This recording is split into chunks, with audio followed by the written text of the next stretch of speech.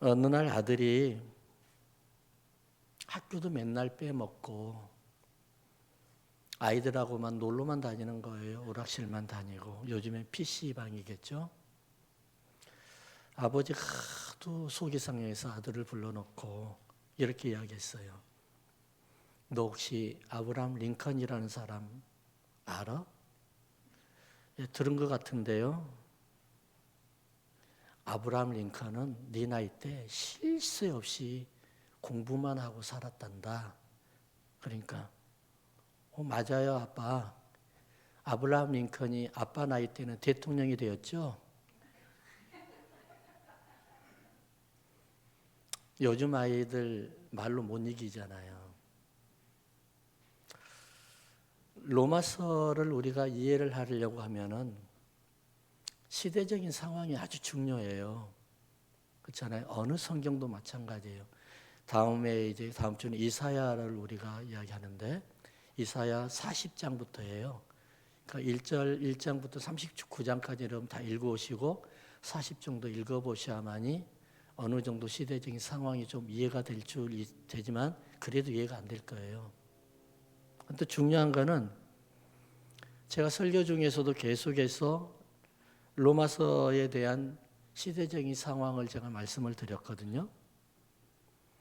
근데 사실 이 로마서를 바울이 로마 교회에 보내면서 계속 뭐라고 그러냐면 내가 한 번은 꼭 찾아가겠다 그랬는데 한 번도 못 갔어요. 사실 로마의 교회가 어떻게 생긴지도 몰라요, 바울은. 왜냐하면 로마 교회가 어떻게 세워졌는지 아는 사람 아무도 없어요. 이렇게 추측은 해요. 사도행전의 3장 보면은 각지에서 예루살렘으로 올라오잖아요. 그러면서 그때 성령을 충만하게 받았던 사람들이 가서 자체적으로 예배를 드리면서 이게 교회로 발전했을 것이다 라는 추측만 해요. 하지만 바울이 옥살이를 하잖아요. 감옥살이를 하고 이로 인해서 4년 후에야 비로소 로마를 방문을 하게 돼요. 참 감격스럽지 않았겠어요? 그렇게 가고 싶었었던 로마 교회, 진정으로 마음으로 낳고 생명으로 낳았던 그 교회를 방문하니까 사람들은 열렬히 나와서 바울을 환영하는데 바울이 굉장히 위로가 됐다고 이야기를 해요. 그래서 사도행전 28장 14절 16절에는 뭐라고 이야기하냐면은 거기서 형제들을 만나 그들의 청함을 받아 이래를 함께 머무니라. 7일을 함께 머무래요. 그리고 그래서 우리는 그와 이와 같이 로마로 가니라. 그곳 형제들이 우리 소식을 듣고 아비오 광장과 트레이스 타베르네까지 나와서 맞으며 바울이 그들을 보고 하나님께 감사하고 담대한 마음을 얻으니라. 우리가 로마에 들어가니 바울에게는 자기를 지키는 한 군인과 함께 따로 있게 허락하더라. 저는 로마서를 이제 오늘 마무리하면서요. 어떤 말씀을 드리고 싶으냐면은 로마서는 위로의 편지라는 말씀을 드리고 싶어요. 위로의 말씀. 로마가 사실 얼마나 공포스러웠어요. 클라디우스 황제가 로마에 있는 유대인들을 다 추방을 하잖아요. 그리고 클라우디우스 황제가 죽고 난 다음에 네로가 등극을 해요. 그래서 네로가 등극을 하면서 자기의 실수를 다 기독교인들에게 다 덮어 씌우잖아요. 그러면서 기독교인들을 얼마나 박해를 합니까? 사람으로서는 할 수 없는 박해를 하거든요. 짐승의 밥이 되게 하고요. 그리고 형제와 형제, 그리고 가족끼리도 검투하게끔 만들어서 사람들이 보기에서 열광하게 만들고요. 기독교인들에게요. 얼마나 못된 짓을 많이 합니까? 그래서 저는 그때 예수를 믿었던 하나님의 백성들, 그때 목회를 하였던 리더를 하였던 하나님의 백성들 리더들이 진짜 크리스천이라고 생각을 해요. 그분들이 한두 분만 그런 마음을 가진 한두 분만 이곳에 계신다고 하면은 우리가 누구를 바라보면서 주님을 바라보겠어요? 그들의 믿음을 바라보면서 주님을 바라보지 않을까요? 그렇게 공포스러웠을 때, 절망에 빠졌을 때 바울이 편지를 들고 갔던 이 베베라는 여인 얼마나 대단했을까요? 그래서 저는 이런 생각을 또 한 번 해요. 기독교는 남자에 의해서 세워지는 게 아니라 여성들에 의해서 세워진다는 거예요. 이럴 때 좀 아멘을 하면 제가 좋을 것 같은데, 예, 예. 여성들에 의해서 기독교가 세워져 나가고 있어요. 이거는 어쩔 수 없어. 어느 교회를 가보세요. 여성들이 정말로 많아요. 그래서 그런지 16장엔 유독 같은 말이 반복이 돼요. 이 공포스러울 때 예수를 믿었어요.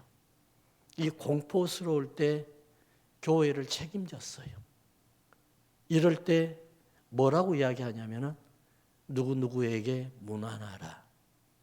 마리아에게 문안하라. 문안하라, 문안하라. 계속해서 문안하랍니다. 그 이유를 아시겠어요? 왜 문안하라고 했던지. 문안하라. 한마디로 이 말이에요. 그들이 잘 견디고 있는지 한번 알아봐라. 그들이 지금 감옥에 있는지 살아있는지 한번 확인을 해봐라. 이것이 바로 문안하라는 거예요. 자, 1절을 한번 볼까요? 1절과 2절을 봅시다. 내가 갱그리아 교회의 일꾼으로 있는 우리 자매 베베를 너희에게 추천하노니 너희는 주 안에서 성도들의 합당한 예절로 그를 영접하고 무엇이든지 그에게 소용되는 바를 도와줄지니 이는 그가 여러 사람과 나의 보호자가 되었습니다. 우리나라 쉬운 말로 뭐라고 이야기하냐면은 내가 갱그리아 여자 집사님을 여러분들에게 보내어 추천을 합니다. 여러분들은 내가 보낸 그 여인이 무엇인지 원하던 대로 다 도와주시기 바랍니다. 그는 나에게 물질로서 엄청난 사역을 할 수 있도록 도와주시고 후원해 주시는 그런 분이었습니다. 제가 내 해석으로 새 번역의 말씀을 드렸습니다. 갱그리아 교회 여러분 잘 아시나요? 모르잖아요? 사실 초대교회에 있었던 교회가 아직까지 남아있나요? 없어요. 아시아의 7교회가 아직도 남아있나요? 없어요. 참 세월이 가면서 얼마나 많은 고락과 그리고 또 위기를 거치면서 교회가 없어졌다, 세워졌다, 없어졌다, 세워졌다. 그러나 중요한 거는요, 사람은 그대로 유지해 왔다는 거예요. 어떻게 해요? 생명으로요. 하나님의 생명으로요. 성령의 역사로요. 갱그리아 교회라는 것은 바로 고린도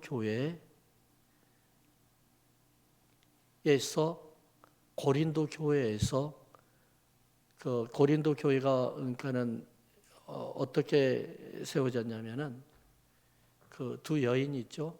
브리기슬라와 아굴라에 의해서 같이 바울과 함께 세워졌잖아요. 그래서 거기에서 지금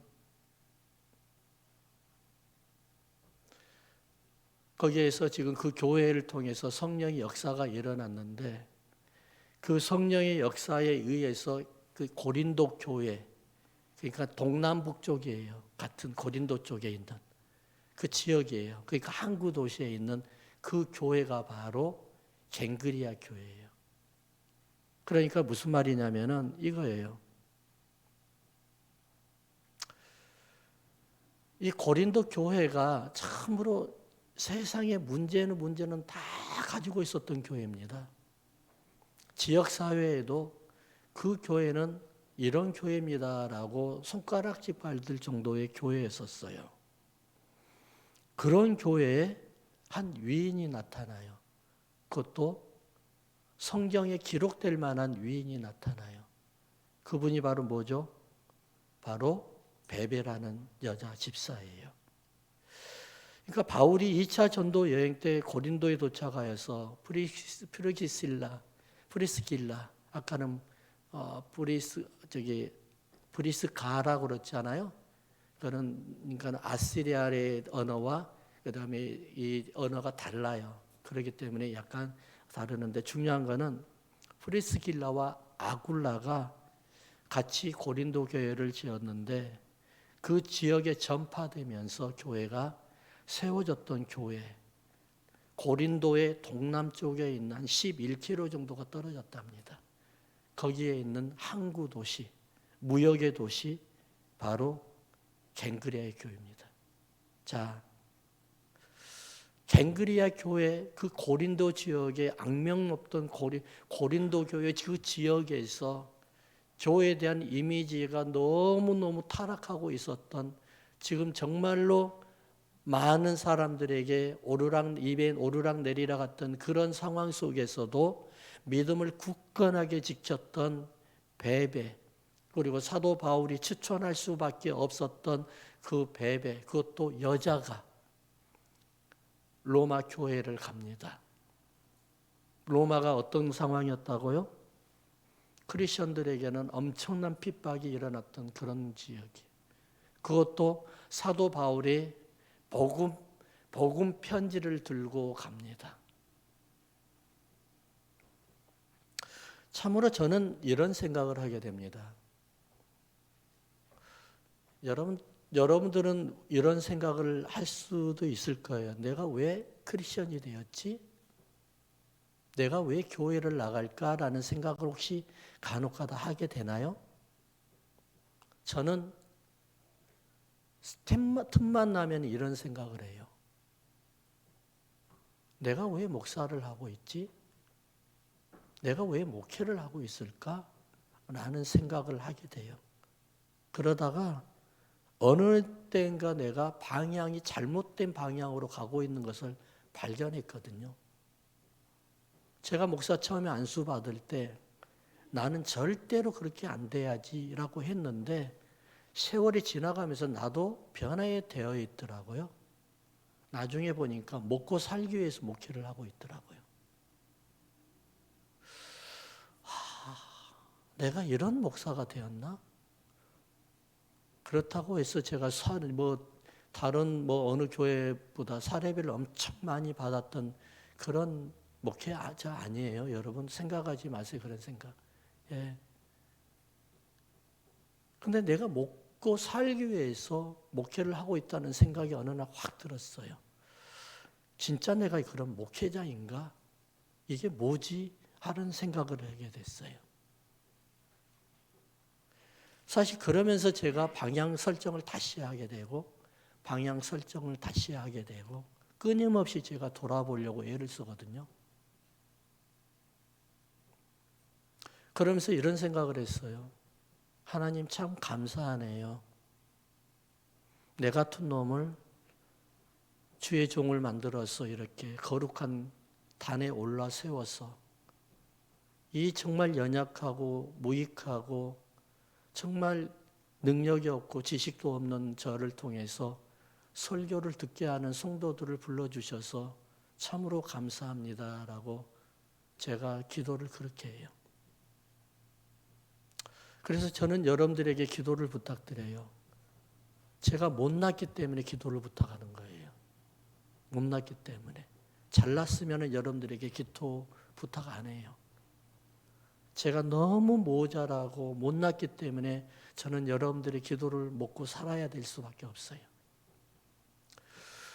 저는 사도 바울이 이렇게 저는 부러워요. 왜 그런 줄 아세요?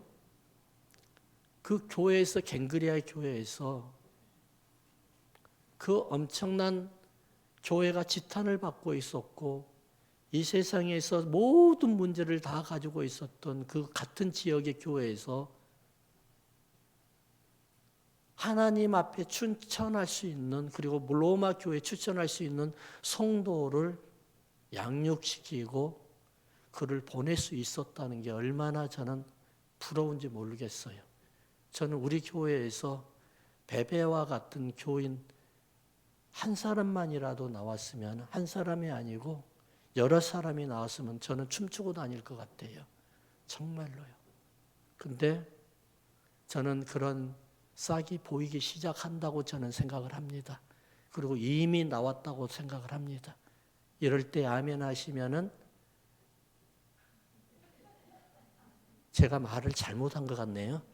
예. 저희 교회 주보에는 올라와 있지 않아요. 제가 몇 번 그 교회에 대해서 말씀을 드렸는데, 제가 계속해서 선교하면 섬겼던 교회가 있어요. 저는 선교를 가게 되면 한 교회를 기본으로 무조건 3년은 갑니다. 3년을 섬겨야만이 그 교회가 자립을 하게 되더라고요. 그래서 한두 번 갔다가 여행식으로 안 합니다. 아무리 힘들고 아무리 위험해도 그 교회는 꼭 3년은 갑니다. 3년은 가서 집회해주고 양육해주고 제자 삼아주고 이렇게 합니다. 근데 그 교회의 이름, 목사님의 이름이 카탈리나 목사님이세요. 제가 처음에 갔었을 때는 30명, 40명 목회를 하고 있었거든요. 근데 3년 동안 꾸준하게 가서 집회해주고 양육하고 그 다음에 제자 훈련 삼아주고 리더들을 만드는 그런 프로그램을 통해서 리더를 만들어주고 하니까 나중에는 대형 교회가 됐어요. 3년 이후로. 그래서 저한테 와가지고 정식으로 고맙다고 말씀을 하시더라고요. 그래서 나한테 고마워할 필요가 하나도 없다고. 나는 하나님이 주시는 사명만 감당했을 뿐이고 나의 사명은 여기까지니까 당신이 사역해야 될 것은 그 다음에 당신 교회를 어떻게 세울 것인지 성도들을 어떻게 양육할 것인지 그거는 당신에게 맡겨 있다고. 그러면서 내가 만약에 정말로 하나님 앞에 감사하다고 하면은 내가 이거 부탁은 한번 하겠다고. 그래서 내가 여러분들에게 했던 그대로 당신 민족에게 해 주십시오라고 이야기를 했어요. 그냥 했는데 이분이 해도 되고 안 해도 되잖아요. 근데 그 목사님이 진짜로 하셨어요. 저는 그 목사님이 그 어려운데 커피 따로 다니는 노동자들이요. 헌금을 하는데 얼마씩 한 줄 아세요? 우리 달러로 말하면 25센트, 50센트. 정말로 많이 하는 사람이 1불씩을 헌금을 해요. 근데 세상에 만불이라는 되는 돈을 성도들이 합해가지고 헌금을 해가지고 목사님을 포런로를 사주셨어요. 중고차로. 그래가지고 사역을 하라고. 깜짝 놀랐어요. 진짜로 놀랐어요. 성도들이 목사님을 헌금을 하는데 그래서 나중에 들어보니까 그 교회 목사님이 몇 개 교회를 섬긴 줄 아십니까? 83개 교회를 섬기고 있었습니다. 83개. 자기가 다 돌아다니지 못하니까 나중에는 거기에 교회 목사님들, 교사들, 리더들을 다 불러가지고 교육을 하더라고요. 저에게 얼마나 큰 위로가 되어 있는지 몰라요. 성도가 목사에게 위로해 주는 거 다른 게 아니에요. 저에게 가장 큰 위로가 될 게 뭔 줄 아세요? 후에 주님 앞에 갔을 때 우리 교회 출신이 거기 안 계신다고 하면 저는 정말 통곡하고 울 것 같아요. 미칠 것 같아요, 그때는. 내가 섬겼던 성도가 거기 안 계신다고 하면 이거 같이 불행한 일은 없을 것 같아요. 그리고 두 번째는 절망에 빠져 있고 힘들어 있었던 성도가 변화되어서 예수님의 모습으로 변하고 하나님의 나라를 꿈꾸고 있는 성도로 변했을 때 저는 그 어떤 것보다도 큰 위로가 될 것 같아요. 그래서 여러분들 저에게 다른 위로 주려고 하지 마시고 예수님을 잘 믿으시기 바랍니다. 그리고 예수님을 닮아가는 인격으로 변화되는 여러분들 되길 주의 이름으로 축원합니다. 우리 형님이 언젠가 저한테 전화가 왔어요.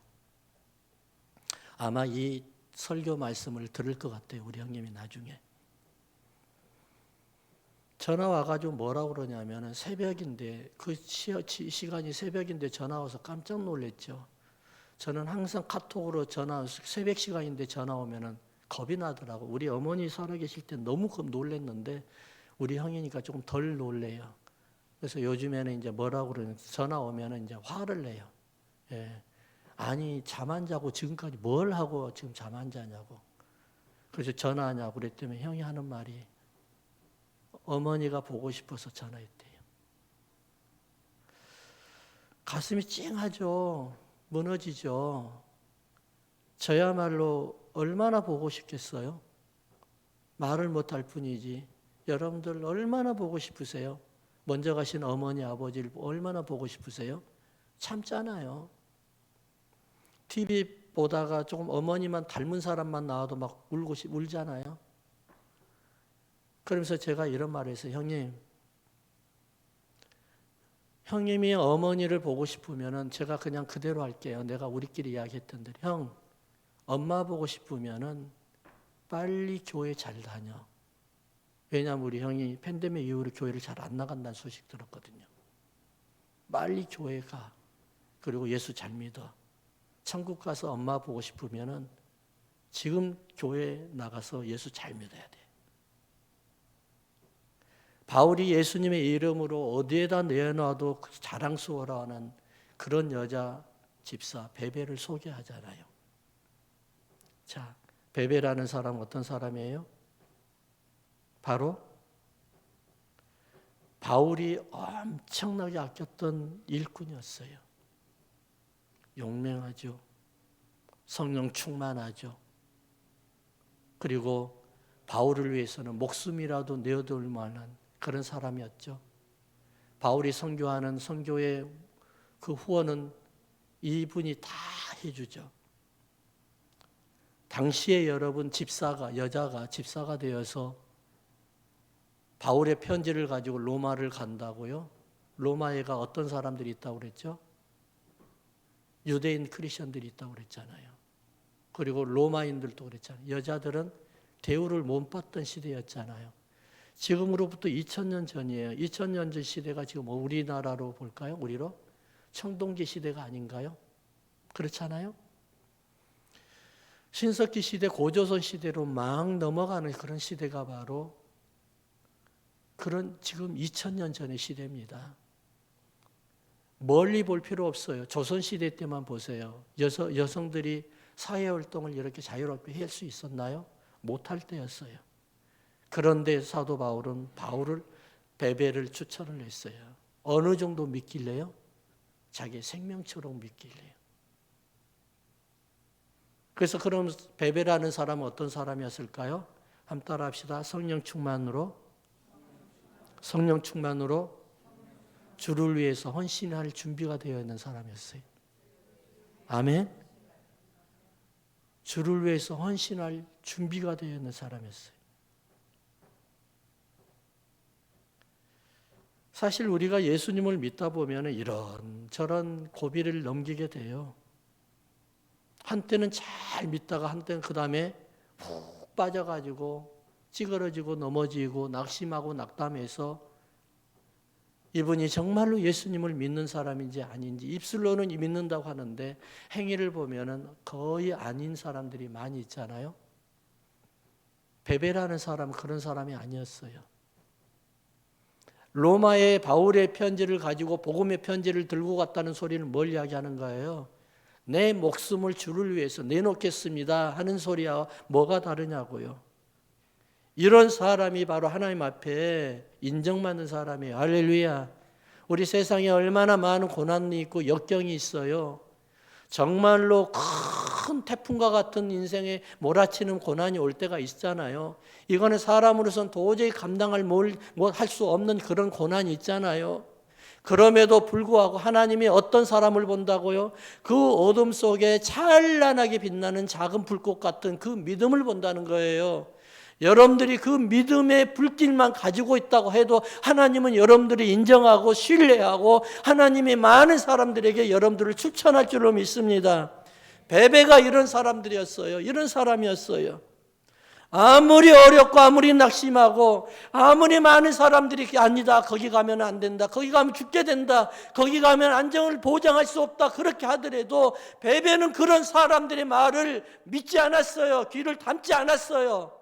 교회 다니다 보면 이상한 소리 많이 하잖아요. 교회가 이런 교회여야 됩니다. 성도가 이런 교회 성도가 돼야 됩니다. 목사가 이런 목사가 돼야 됩니다. 장로가 이런 교회 장로가 돼야 됩니다 하면서 다 옳은 소리만 해요. 틀린 소리 안 해요.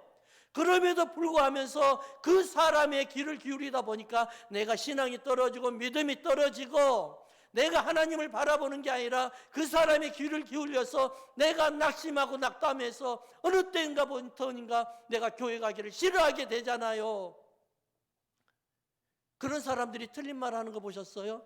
다 옳은 말을 해요. 그러나 분명한 거는 여러분, 이 세상에 어떻게 사람이 의를 만들 수 있어요? 어떻게 이 세상에 정의로운 세상을 사람이 만들 수 있냐고요?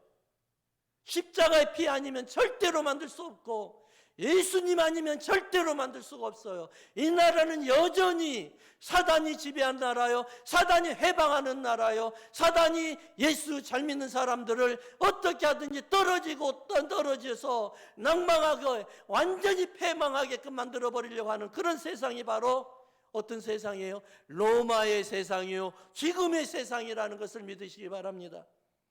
이런 중에 베베는 그런 것도 아랑곳하지 않고 사람들의 목소리를 귀 기울이지 아니하고 오직 하나님만 바라보고 내 생명도 하나님이요, 주신 자도 하나님이요, 내 환경을 주신 자도 하나님이요, 환경을 어렵게 하신 분도 하나님이요. 그러나 중요한 것은 뭐냐? 그 하나님께서 나에게 작은 불꽃같이 떠오르는 피어나는 그 믿음을 보고 나를 바라보면서 그분이 나를 찾아온다는 거예요. 그 믿음 때문에요. 그 불빛 때문에요. 주님이 나를 찾아와서 나를 구원하시고 나를 건져주시고 나를 보호해 주신다는 거예요. 그래서 바울이 계속해서 문안하라 하면서 중간에 이 말씀을 딱 끼워놨어요. 전혀 문맥상으로는 연결되지 아니한 말씀이에요. 16장 20절을 한번 읽어볼까요? 20절. 평강의 하나님께서, 무슨 하나님께서요? 평강의 하나님께서 속히 사탄을 너희 발 아래에서 상하게 하리시리라. 우리 주 예수의 은혜가 너희에게 있을지어다. 할렐루야. 바울이 그들을 문안하라 했던 이유가 뭐예요? 그들의 생사가 궁금했던 거예요. 그들이 안위가 궁금했던 거예요. 왜요? 그 사람들이 다 맡고 있는 것이 바로 뭐냐? 교회였기 때문에 그래요. 그래서 로마서는요, 기독론으로 시작합니다. 구원론으로 시작을 합니다. 마치기는 뭘로 마쳐요? 교회론으로 마쳐요. 여러분은 성령 받은 이유가 뭔 줄 아세요? 왜 성령을 받으셨어요? 성령은 교회를 세우라는 거예요. 성령 받았으면 여러분들의 마지막 것은 바로 뭐냐면 전도하고 바로 교회를 세우고 하나님 앞에 선교하고 하나님의 나라를 세우라는 게 성령 받은 거예요.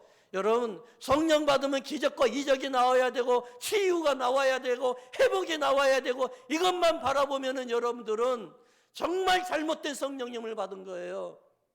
성령님은 그런 성령님도 되지만 중요한 건 뭔 줄 아세요? 마지막 골이 뭔 줄 아세요?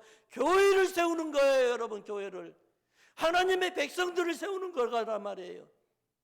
사단이 하나님의 백성들, 바울이 문안하라고 했던 그 하나님의 백성들 이름들을 공격하고 교회를 공격하고 교회가 없어지도록 만들어버리기 때문에 하나님이 뭐라고요? 너희들의 발 아래 발등상으로 만들었다는 거예요. 사단은 무릎 꿇었다는 거예요. 다 끝났다는 거예요. 예수님의 십자가로 다 끝나버렸다는 거예요. 그렇기 때문에 너희들은 두려워할 필요도 없다는 거예요. 주님만 바라보고 그 불빛만, 성령의 불꽃이 내 안에만 있다고 하면은 주님은 반드시 그 불꽃을 보고 찾아가서 여러분들을 구원해 주시기 때문에 우리는 절대로 실망할 필요도 없고 넘어져서 내가 지금 신음소리를 낼 필요도 없고 하나님이 반드시 여러분들을 구원해 주신다는 사실을 믿으시기 바랍니다. 살다 보면 이상한 일 참 많이 경험하게 돼요. 간혹 어떤 정신없는 사람들이 저에게 추천서를 써달래요. 정말 저는 정신없는 사람이라고 생각을 해요. 왜 그러냐니까 저한테 추천을 받으면 반드시 떨어지거든요. 저의 추천서를 받아가지고 어디다 써먹겠어요? 그렇잖아요? 반드시 떨어져요. 사랑하는 성도 여러분, 제가 그냥 농담으로 하는 소리가 아니라요, 진짜로 그래요. 하나님 앞에 추천서를 받으시기 바랍니다. 하나님 앞에 인정받은 사람은 사람에게도 인정받아요. 하나님 앞에 인정받으면 추천서도 필요 없어요. 그 사람을 먼저 모시고 가요. 사람에게 추천서가 필요 없어요. 베베가 보세요, 베베를. 베베가 어떤 사람의 추천을 받아서 바울에게 추천을 받아서 로마 교회를 갔나요? 아니죠. 바울이 기도하다가 성령의 음성을 듣고 베베를 픽해가지고 로마 교회를 보낸 사람 아닙니까? 우리가 신앙생활 잘한다는 이유가 뭐예요? 사람에게 보이려고요? 그러지 마세요, 여러분. 여러분 인생 짧아요. 사람에게 보였다가 금방 들통나요. 하나님 앞에 보이시기 바랍니다. 하나님 앞에 인정받고요. 하나님이 직접 사람을 통해 여러분을 통해서 추천해서 다른 사람들에게 이 사람은 내가 자랑스러워하는 사람이야. 이 사람 내가 어디 내어놔도 내 얼굴에 영광만 보여주지 영광을 가릴 사람이 아니야. 이런 사람이야 라는 여러분들 그 음성을 듣고 그 하나님의 인정을 받고 하나님 앞에 추천을 받는 여러분들 되게 주의 이름으로 축원합니다.